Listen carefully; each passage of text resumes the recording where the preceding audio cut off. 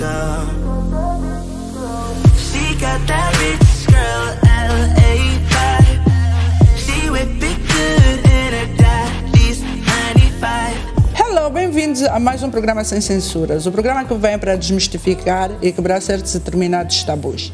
E para abrilhantar o nosso cenário, nós temos essa belíssima obra que está aqui atrás de mim, do artista plástico Guilherme Mampuia, com o título Blue Time. Hoje nós temos um tema bastante pertinente, como sempre, que é o controverso mundo da moda. E como não poderia deixar de ser, temos aqui 3 convidados que nos vão ajudar a desmistificar e a esclarecer certas dúvidas que muitas das vezes até entre nós suscita debates. Temos a presença de Saram Diniz, modelo, atriz e empresária. Temos Yuka Monteiro, que é um top model da década de 90 e técnico de petróleos, e Kael Pascoal, modelo e stylist. Sejam todos muito bem-vindos. Obrigada. Eu vou começar com uma pergunta que é para os 3. Vamos começar com a Saram e depois vamos terminar com a Kael. Que tipo de exigências, com a experiência que vocês têm enquanto profissionais, que tipo de exigências é que possivelmente já vos foram feitas a nível da vossa aparência? Seja por agências, produtores. Bem, antes de mais, obrigada pelo convite. É um prazer enorme estar aqui. Sinto muito mais à vontade por ter colegas também do ramo, porque às vezes quando nos fazem determinadas perguntas e tu estás sozinha, é do tipo, oh, calma. Para só ter pessoal. Exato, porque pá, tu nunca sabes o que é que o receptor da mensagem vai entender, né? Porque a gente é responsável pelo que diz e não pelo que os outros percebem. É assim, no nosso ramo, na indústria da moda, a nossa maior ferramenta é o nosso corpo. Então, toda a exigência acaba por passar para o lado físico, que é aquilo que as marcas e que os clientes vão ver primeiro, não é? Tanto que se diz que a primeira impressão é a que conta, seja num casting, que é considerada uma entrevista de trabalho. Né? Se nós vamos ficar ou não. É considerada não. Com aquele, exato. Vamos ficar ou não com aquele trabalho. Então, o corpo e a nossa imagem. Quando eu me refiro à imagem, não é simplesmente as nossas medidas, não é? A nossa condição física, mas a nossa pele, o nosso organismo, o exercício físico, o beber água, há tudo, há um leque de coisas que nós temos de ter atenção, porque se a gente dormir, camarão que dorme onda leva, né? E ninguém é insubstituível. Assim, já que foi apresentado como da década de 90, na minha época, quando eu comecei no mundo da moda, isso em Portugal, nós éramos exigido a questão corporal. Tens de ter um bom corpo, um bom porte físico, né? Não muito cheio, nem muito magro, mas que tivesse uma boa aparência física. Porque muita gente hoje confunde beleza, para ser manequim tem que ser bonito. Não. A beleza é um conjunto, tem a ver com o corpo, o rosto, e depois tem a ver com a presença em palco. Nem todo o corpo bonito ou o rosto bonito tem uma boa presença em palco. Então, o que nos era exigido era isso, é ter uma presença boa em palco para poder desfilar com a confiança que é exigida dessa profissão e os cuidados depois com a saúde, claro. Não tentando nunca sair daquela linha que estava padronizada ou que ainda hoje é padronizada, que são requisitos do peso, a altura, a cintura, isso tudo é o que é o mais básico para quem quer ser manequim, ou modelo nesse caso também. Então, para além disso, o mundo da moda não tem muitas exigências, a não ser, claro, acima de tudo, o profissionalismo. Tem que ser profissional naquilo que fazes. Esta, para mim, é a maior das exigências que eu posso dar ao mundo da moda, é ser profissional. Eu acho que... Obrigada pelo convite agora. Só para acrescentar o que os meus colegas já disseram, tirando todas essas exigências que são a base, os clientes também têm cada um o seu critério. Então, acabamos por ser exigidos 2 vezes mais do que aquilo que é necessário. Eu, por exemplo, já fui tocado assim quase que por alto o facto de eu ter o lábio torto, porque eu não consigo fazer todo o tipo de trabalho porque tenho essa condição. E então, a gente acaba por sofrer pressão, né? Podes até ter o corpo bonito, podes ter a condição física, mas no meu caso, por exemplo, eu tenho o sorriso torto e acaba por também ser uma condicionante. Uma condição de se fico ou não com o específico trabalho. E talvez até em algumas situações a pessoa possa se sentir discriminada, porque nós temos, vocês todos têm uma particularidade de terem trabalhado a nível internacional e sabemos muito bem que hoje, recentemente, já há uma diversidade, mas antigamente pessoas que fossem negras, por exemplo, tinham uma maior dificuldade lá fora também, não? Eu até acrescentaria algo mais em relação ao que a Kael disse, que a nossa personalidade acaba por ser a cereja no topo do bolo. Porque imagina, nós, em relação às pessoas normais, não é? O nosso trabalho condiciona-nos muito pela forma como nós somos, né? O nosso físico fala sempre muito mais alto. Então, ninguém é perfeito. Todo mundo tem a sua condicionante ou algo que goste menos. Então, nesse caso, eu acho que o que vai realçar, né? O que vai decidir se o cliente vai escolher ou não é a nossa personalidade, o nosso profissionalismo, a forma como nós lidamos com as pessoas no local de trabalho. Se é uma boa vibe, estar com aquela pessoa, o não chegar atrasada ou atrasado, a pontualidade, principalmente aqui em Angola, é crucial. Então eu acho que sim, porque da mesma forma que se calhar há clientes que não vão digamos que ficar, não é, com aquela para um trabalho, existem outros que vão querer muito e vão lutar por isso, porque acham ela super linda, por ser exótica, por ter uma personalidade incrível, e era exatamente isso que eu estava a falar com ela antes da gente começar a gravar. Tu és um guru da moda, porque não é verdade, e é necessário ser dito, porque normalmente nós, a gente só faz homenagens quando as pessoas já não estão cá entre nós, e é muito importante as pessoas saberem o valor que têm e o contributo que deram a uma sociedade inteira, a um país inteiro. Porque imagina, ok, eu até posso ter como referência a Naomi Campbell, acredito que todas as manequins no mundo, negras principalmente, tenham, mas é importante salientar que em Angola, antes de eu sonhar com a Naomi, existiu uma Kael Pascoal, existiu uma Marisa Gonçalves, existiu uma Karina Silva, que eram as referências para nós nessa altura. Existiu também uma Tatiana Durão. Então, quer dizer, não é só o internacional, porque antes da gente, se calhar, sonhar em estar lá fora, né, em palcos maiores, a base era aqui em Angola. Então, temos de ter uma estátua.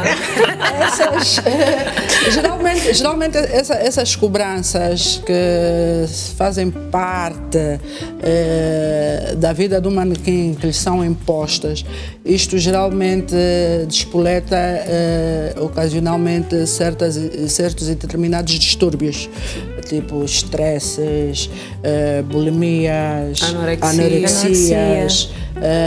Há outros até que enveredam por outros meios mais perigosos, em que enveredam por drogas mais leves, mais pesadas, mas não deixam de ser drogas.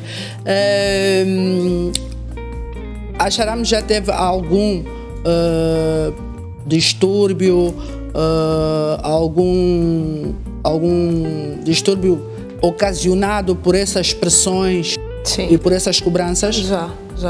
Então, eu até considero-me uma falsa magra, né? Porque para as pessoas normais eu sou magra, mas para o mundo da moda, dentro daquele padrão, né, das medidas, eu nem sempre estava lá.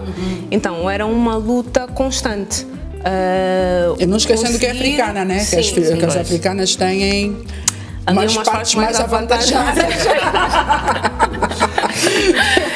Então era uma luta diária. Eu lembro-me que todas as vezes que eu tivesse que me preparar para uma Fashion Week, uma semana de moda, era um stress, era uma pré-depressão já, porque eu já sabia que eu ia sofrer.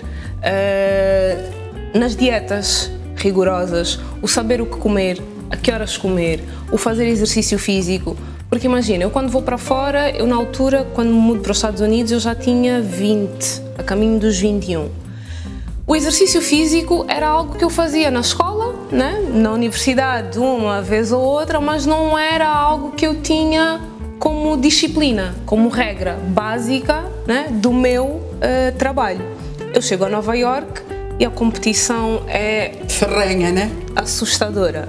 Tipo, eu ia a castings com 100, 200 manequins, de ficar às vezes 3, 4 horas, um dia inteiro. Então, quer dizer, tu começas a perceber que ali as coisas são realmente levadas a sério. Se tu tiveres, nem que seja 2 ou 1 centímetro a mais, tu não vais fazer aquele trabalho e ponto, não há discussão. Então, a partir daí, realmente fez-se luz do género, ok, eu tenho que levar isto a sério, eu tenho que treinar, tenho que comer as coisas certas. E foi uma luta, porquê? Porque nessa altura eu ainda não sabia cozinhar. Então, o amigo YouTube passou a ser o meu best friend, né?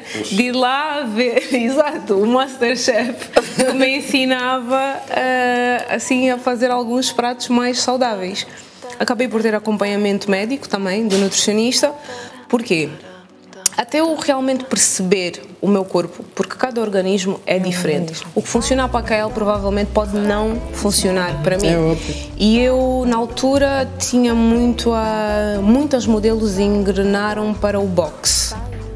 Porque ajuda e perdes muitas calorias e queima e tal. E eu, pronto, segui a onda. Mas eu não estava a emagrecer. Eu estava a ganhar muita massa muscular. E eu não percebia, porque as roupas continuavam extremamente justas. E eu assim, mas como é que é possível? Eu treino de segunda a sábado e não vejo diferença. E ganhar músculo é mais difícil de perder do que massa gorda. Então, foi uma época, digamos assim, de pesquisa, né, de perceber o que é que funcionava para mim, o que é que não funcionava, e de muita rejeição, de muito sofrimento, de muito choro em casa, né, porque é horrível tu ires a 10, 12 castings por dia e de repente só ficas com 1 ou 2 desfiles. E já vais com sorte. Exato, mas pronto, é o que é e quem corre por gosto não se cansa, faz parte. E eu, tá? Isso é verdade, o Caixão disse, mas hoje, e eu vejo isso também, a exigência de um modelo masculino é menor do que num modelo feminino. É muito menor, mas existe no masculino. E hoje nós temos casos de manequins masculinos que enverdaram por outros caminhos em busca do corpo perfeito, que depois acabou por ter outros resultados não menos favoráveis, né? Resultados que puseram em risco a própria saúde do manequim. Mas que nós, como homens, é mais fácil, uma alimentação básica e depois o resto é ginásio. Tu nunca incorreste a essas substâncias inadequadas para eliminar peso, porque sabe-se, não é segredo para ninguém, que a maior parte dos manequins, principalmente as femininas, os laxantes fazem muito uso disso e isso às vezes até traz consequências, porque destrói a flora intestinal. Sim, porque é isso que eu estava a dizer, no manequim feminino é exigido ter aquelas medidas. No masculino não, é mais a base de definições corporais, o corpo tem que estar bem definido, então isso é a base de ginásio ou quem recorre a outras substâncias como esteroides, mas comigo foi sempre ginásio. E eu não sou uma pessoa de perder muito tempo no ginásio, 2 horitas de ginásio divididas em uma de conversa e uma de máquina. Nunca fui mesmo de ficar horas no ginásio, não. Porque graças a Deus porque também sempre tive esse corpo. A genética ajuda. Ajudava antes do casamento, ajudava. A genética ajudava. Não sei o que tu estás a querer dizer com isso, mas tudo ajudava. bem. Gael, tu tiveste alguma vez que procurar essas substâncias ilícitas para atingir o célebre corpo perfeito? Substâncias ilícitas, não? Já fumei, mas não foi necessariamente por causa disso. Mas eu sofri sim, tal como a Sharam. Eu quando comecei no mundo da moda, eu sempre fui muito ativa, eu fazia natação. E quando fazes natação, o teu corpo tem um formato completamente diferente daquilo que é o esperado na moda. Ombros largos, né? Ombros largos. A estrutura óssea larga. E não vou dizer que cometi o erro, tive a sorte de ir para a Itália e na casa dos modelos era aquelas modelos mais novas, mais magras, mais altas, então a competição antes do casting era em casa. Então umas bebiam muito, outras comiam bolachas de água e sal com sardinha, outras bebiam muito café. Eu já fiz dieta da sopa, dieta da pedra, dieta de não sei quantos, mas até compreender que a primeira vez que fui eu era a única negra, a minha estrutura era completamente diferente. Eu era nadadora, como disse, não tinha como comparar com as brancas, que eram mais novas primeiro e mais magras. Até entrar isso na cabeça também fiz sim dietas malucas. E depois, o contrário das pessoas que não são fisicamente ativas. Cada vez que eu fosse para o ginásio, eu aumentava mais ainda nos músculos. Se as pessoas lembram-se de quando eu comecei a trabalhar no mercado ambulante, eu tinha as pernas hiper mega grossas. Não era porque era gordinha, mas é porque o corpo era tonificado. Então existe uma pressão muito grande para perder quilos e para perder centímetros, não é? E as pessoas acabam por sim, senhora, fazer coisas. Quando te referiste a que fumavas o quê? Fumava cigarros. Cigarros? Não, porque assim, geralmente as pessoas têm aqueles. A moda é estigmatizada. Eu acho que tudo que esteja moda, concursos de beleza que envolvam mulheres e homens bonitos é completamente estigmatizado. Se é bonita, começam logo por dizer que não é capaz, é burra, não é inteligente, associam logo a drogas, a prostituição, mas não veem que as pessoas que enveredam por esses caminhos, muitas das vezes, ou porque têm esses célebres distúrbios por causa da pressão que lhes é cobrada e é exercida sobre eles, no sentido de emagrecer, de perder centímetros, de que tem que estar bem para o Fashion Week, para o próximo desfile, para o shoot de fotografias. E então isso tudo exerce uma pressão muito grande no manequim, que às vezes eles recorrem. E também tem uma questão muito importante, como tu acabaste de dizer, tiveste na Itália, na Casa dos Modelos, o Yuka teve em Portugal, a Sharam teve nos Estados Unidos e em outros países mais, a saudade. A saudade, eu acho que também pesa bastante e influencia muito. Daí que muitas das vezes, porque o amigo que já é veterano, como tu disseste, já é veterano, está lá já há mais tempo, diz, olha, toma isto, que vais ficar bem, vais passar bem. E sem querer o manequim começa a ficar agarrado a certas e determinadas substâncias, tipo cocaínas e outras coisas. Cocaína já dizem que é o mais pesado, mas, por exemplo, as liambas e AX.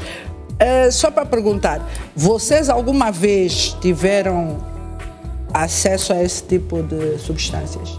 O acesso é, com certeza. Parece que é um passo livre. O acesso existe. O acesso é fácil. Consumiram? Eu já consumi na faculdade, mas por curiosidade. Eu já consumi e consumo para aliviar o meu stress. Por exemplo, mas lá está, quando eu comecei, eu tinha 24 anos e estava extremamente consciente daquilo que estava a fazer. Já me tinham oferecido antes, mas eu nunca, ou então até aquela data, não tinha recorrido, porque para já não confiava muito nas pessoas à minha volta. E eu não sabia, sei lá, como é que eu poderia ficar, como é que o meu organismo ia reagir àquilo. Então nunca tive essa necessidade. Que substância é? Liamba? Sim, erva. Cannabis, né? Cannabis. Que ainda há a nível mundial, ainda há essa discussão, é engraçado sobre o quão benéfico a cannabis acaba por dar fome. Então não seria a substância mais indicada para um manequim. Porque não te vai fazer perder o apetite, pelo contrário, vai te fazer comer desalmadamente.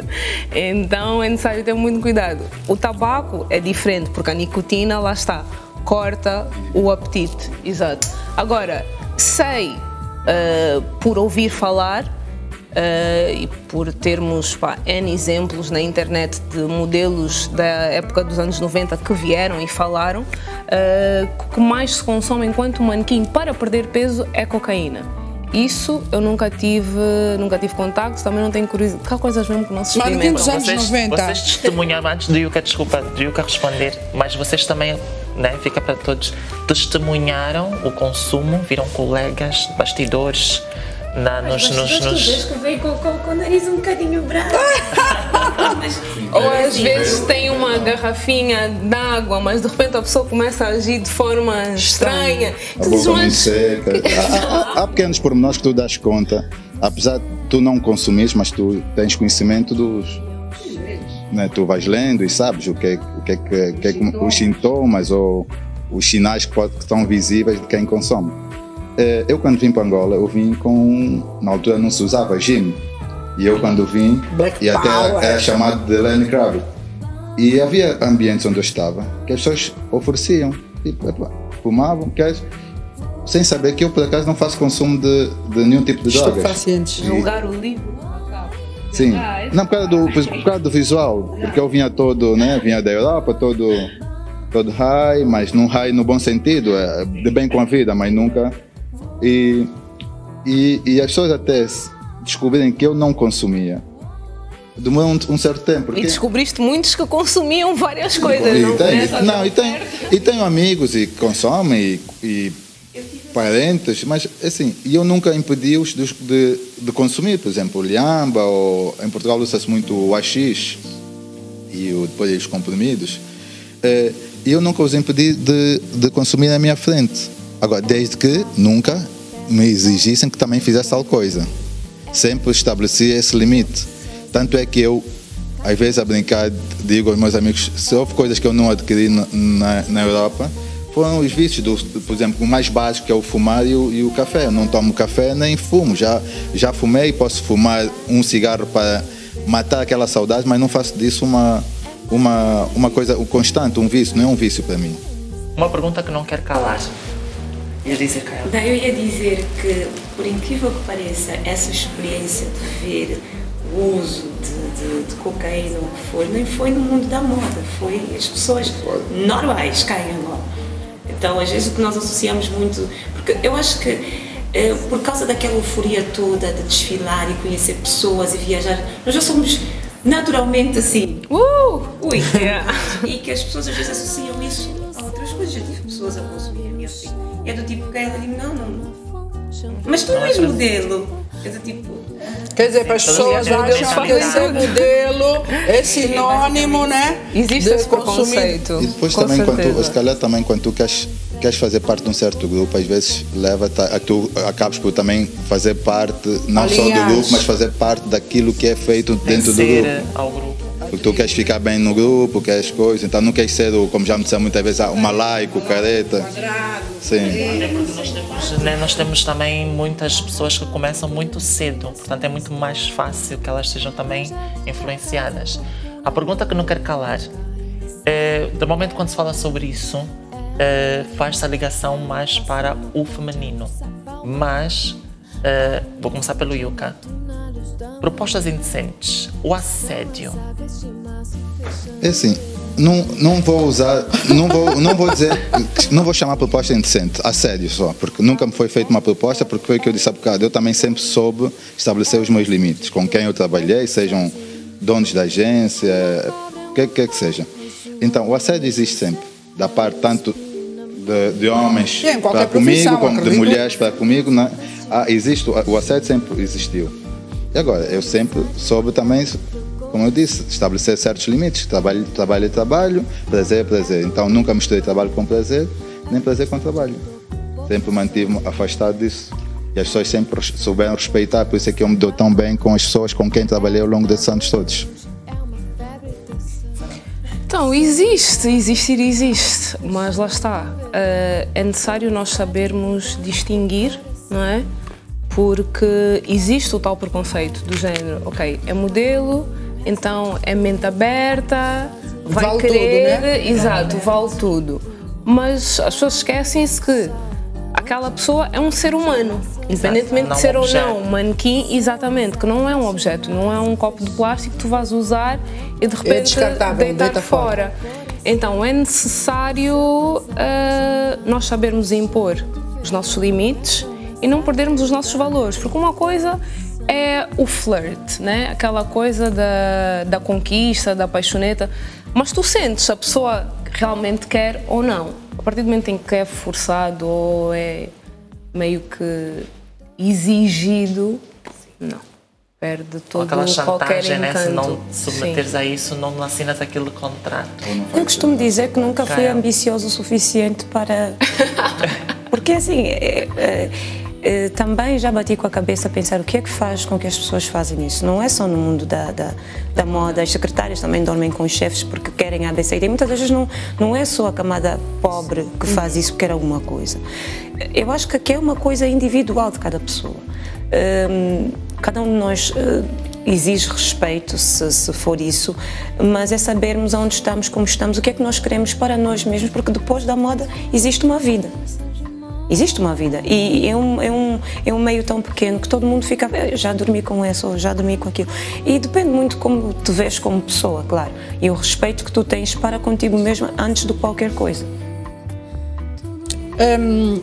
Kael, ainda dentro dessa coisa de assédios, de um tempo a esta parte, ouve-se muito falar que as agências têm boca rosa, de garotas de programa de luxo, porque as modelos são mesmo conotadas como garotas de programa de luxo.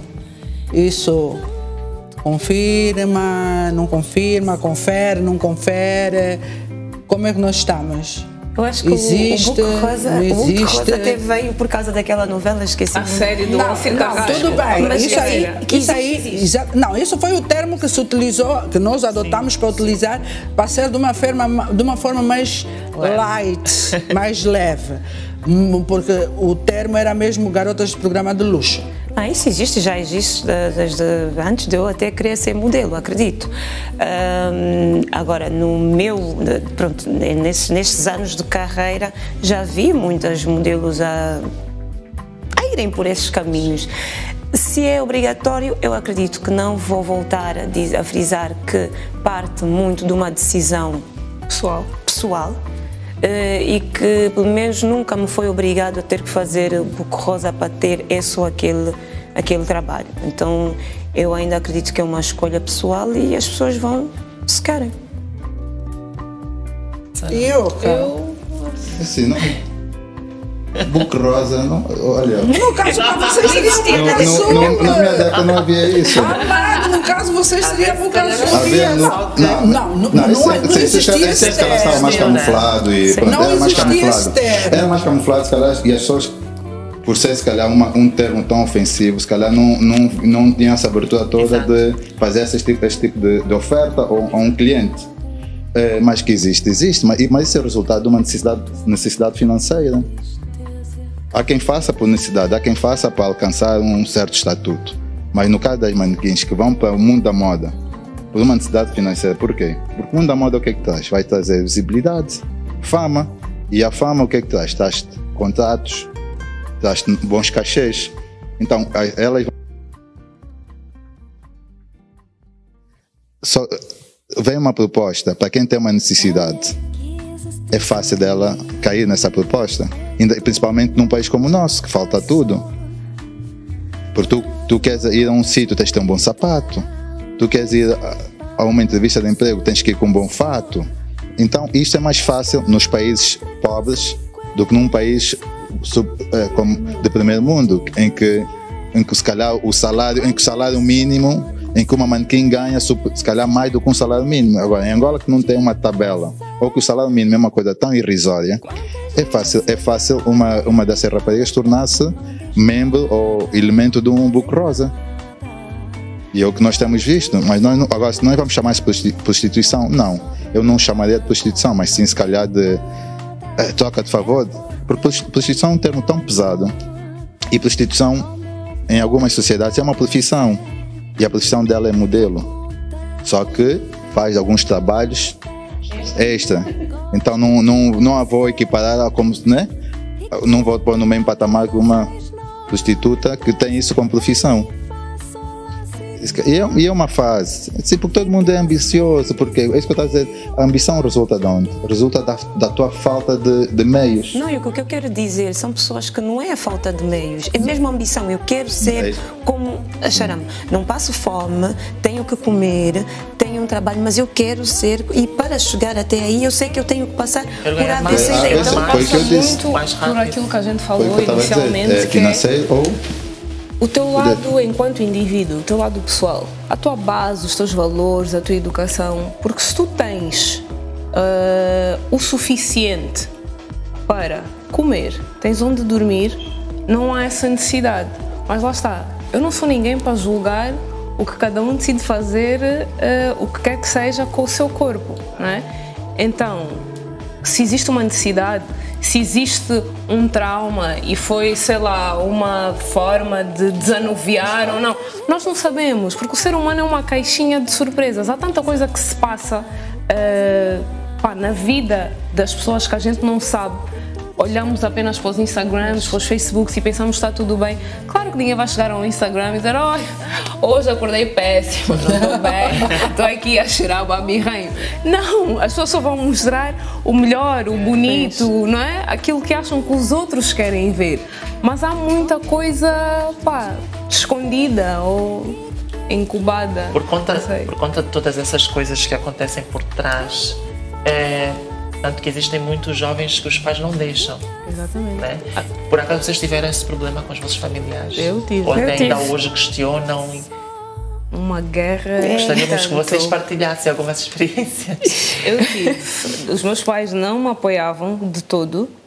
Eu lembro-me, eu comecei a receber convites aos 14. Aos 17, por causa da minha cunhada, que já era maquilhadora profissional na altura, ela convida-me para ir assistir a um desfile. Pronto, há um after party e tal. Nessa, a dona da agência que tinha feito o evento vem ter comigo, dá-me um cartão. Eu toda contente, né? Eufórica, chego a casa e não, do género, podes colocar isso no lixo, porque ninguém vai a essa agência falar com ninguém. Assim, bem, ok, pronto. Entretanto, na altura o meu irmão já cantava o Sari Sari. E eu bati o pé e disse: mas porquê que ele pode cantar e eu não posso desfilar? Não faz sentido. Então isso não é uma democracia aqui nesta casa. E só assim é que eu consegui ir caminhando, né? Devagarinho, porque, lá está, os meus pais, a minha mãe é angolana, o meu padrasto na altura, o marido da minha mãe, era português, mas era um senhor já muito mais velho. E ele, acredito que mais do que a minha mãe, tivesse noção, não é, do que... Dos supostos perigos, né? Exatamente, dentro da indústria. Então sempre houve muita comunicação, tudo às claras, sentar, olha, então se é isso que tu queres fazer, eu tenho que te alertar sobre as coisas que tu vais encontrar ao longo do caminho, desde drogas, desde prostituição, desde convites impróprios, propostas e mais alguma coisa. etc. Sim, nós conversávamos e falávamos. Eu acho isso que eu fui muito bom. Preparada, sim. Não é? Para isso. Então... Eu fui descobrindo. A minha mãe não quer saber, pai não quer saber, mas eu tive a sorte. Eu cresci na África do Sul, saí daqui com 10, então tentei falar quando vim de férias e vi que não fui ouvida, então comecei a fazer as escondidas. Eu ia para a escola, depois trocava no carro porque tinha que ir fazer um casting e foi assim. Até que descobriram, a conversa não foi boa, deixaram de falar comigo, mas assim, quem corre por gosto não se cansa. Eu dei uma pausa, depois retornei. Hoje em dia ele já aceita. É bom. Ele já aceita. No meu caso, olha, eu fui descoberto na rua também, a passear com os amigos. Alguém veio ter comigo, eu nem pensava nisso, só queria curtir a vida, estudava e curtir as noitadas e tudo da universidade. E veio ter comigo e fez uma proposta para um concurso a nível do Norte. Era uma empresa, era uma agência, que na altura era uma das melhores do Porto. Então estava a fazer um casting a nível do Centro-Norte. Porque Centro-Sul, que é para Lisboa, Centro para Lisboa, já tinha N agências. E o mercado já estava cheio de manequins, então estava à procura de outras. E convidam-me para fazer parte, para concorrer. Né? Eles iam fazer um concurso de eleger o melhor manequim. E eu participei a contragosto na altura dos meus avós, porque eu vivia com os meus avós. E, por incrível que pareça, eu fiquei em segundo, a nível do Centro-Norte. E fiquei em segundo porque quem ganhou era um amigo meu, quer dizer, tornámos amigos depois daquilo, eram várias etapas, então acabámos por tornarmos amigos dos outros concorrentes. E ele tinha faltado no dia dos ensaios, no dia anterior, e no dia da final, eu dei-lhe as dicas todas. Ensinei o que ele tinha que fazer, olha, e ele ficou em primeiro lugar e eu fiquei em segundo. E o que foi complicado para os meus pais não foi muito da moda, foi que eu tive que parar por 2 anos. Andar a Portugal, deixar de estudar por 2 anos. Então tive que ir para o Porto, ir para Gaia, ir para Lisboa, fazer. Já tinha o meu curso do manequim que eu tirei era no Porto. Então aquilo eram 3 meses. Acabei por ficar 5 meses a fazer o curso. Porque fazia Coimbra, Porto, isso com as provas na escola e não sei o quê. Então eles exigiam minha presença, então tive que parar mesmo. Fiquei 2 anos sem estudar, só a fazer moda, para cumprir com o contrato que eu tinha assinado por ter ganho o concurso. Dos familiares, portanto é esse o maior medo. Eu acho que essa partilha de experiências com os vossos familiares é essencial, porque é pena, porque no fim de tudo, a moda é um universo maravilhoso, não deixa de ser, e ser modelo acho que é uma profissão muito bonita. E às vezes muitos jovens perdem a oportunidade por causa dos receios dos familiares. Agora, nós infelizmente estamos na reta final. Que mensagem é que vocês deixariam para os jovens que querem enveredar por essa carreira? Xera. Olha, eu sou apologista que nós devemos fazer aquilo que a gente quer, aquilo que o nosso coração diz. E nós vamos dando sinais de muito pequeninos, não é? E não nos esquecermos da formação. A educação é crucial. Vão dizer, mas tu não acabaste o teu curso, tu não estás a estudar, etc e tal. E exatamente por isso é que eu vos estou a dizer, porque é necessário ter um backup, um plano B. Porque se isso hoje não der certo, o que é que tu tens na mão, não é? Então é muito importante que a gente invista em nós. Com o dinheiro da moda, o pouco que a gente vai ganhando, a vida não são só noitadas, não são só as marcas. O facto de eu desfilar para uma marca XPTO não quer dizer que eu tenha que usar, não é, a roupa mais cara ou o sapato mais caro. Não, vamos investir em coisas que realmente sejam importantes. O nosso desenvolvimento pessoal, aprender línguas, investir em nós enquanto seres humanos. Porque, a vida passa a correr. E mesmo porque a carreira de manequim é uma carreira muito efêmera, né? É curta, sim, super curta. E concordo com tudo que a Castram disse, devemos investir em nós mesmos, porque é isso, a carreira de manequim é muito curta. E eu, enquanto manequim, nunca deixei de estudar. Depois recuperei os 2 anos, licenciei-me em gestão de empresas, estou a finalizar uma segunda licenciatura em Direito, trabalho numa boa instituição do Estado. Por quê? Porque eu olhei para além da moda, olhei para o futuro, meu futuro pós-moda, para o meu futuro, da minha família, tudo isso. E isso tudo deve ser pesado quando se vai tomar essa decisão. Não podemos relaxar, devemos continuar a investir, porque a moda, hoje estamos no auge, amanhã estamos mais velhitos, já não há tantos trabalhos, o que vamos fazer? E hoje a sociedade está cada vez mais exigente. Hoje nem a licenciatura hoje é um requisito de uma certeza do emprego. Hoje a sociedade já não quer uma licenciatura, já quer um mestrado, já quer mais coisas. Então nós devemos trabalhar em nós mesmos, naquilo que nós queremos no futuro, além da moda.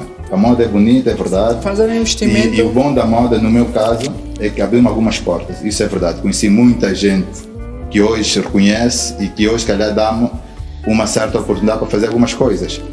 Isso também é importante, o teu network, manter aquelas ligações ao mundo da moda, com os patrocinadores, com os clientes, com quem é o público até em geral. Então isso foi muito bom, porque eu já tinha uma carreira, então consegui conciliar a moda com a minha carreira. E hoje a minha carreira está onde está, graças também um bocado às portas que se abriram com a moda. Kael? Usem a moda como um ponto de partida. Façam por gosto, não por obrigação. E tenham em mente que o corpo depois desobedece. Com a idade, com a maternidade, o corpo desobedece. Networking é bastante importante porque, graças a Deus, algumas coisas que eu faço hoje foi ao network que eu fiz quando ainda estava bem ativa como modelo. Então, é isso. E eduquem-se. Não só a educação, que é ir à escola, mas vocês vão entrar para a carreira de modelo. Procurem saber sobre moda, falem com pessoas que já tenham experiência, porque às vezes há coisas que passam-nos do lado e às vezes a ingenuidade também pode ser o nosso ponto de caída, porque é importante nós sabemos aonde vamos, com quem vamos, aonde estamos. Então falem com as pessoas que vocês conhecem, que já estão inseridos nesse ramo, que vão vos poder passar algumas dicas que provavelmente serão úteis. Bem, só nos resta agradecer-vos.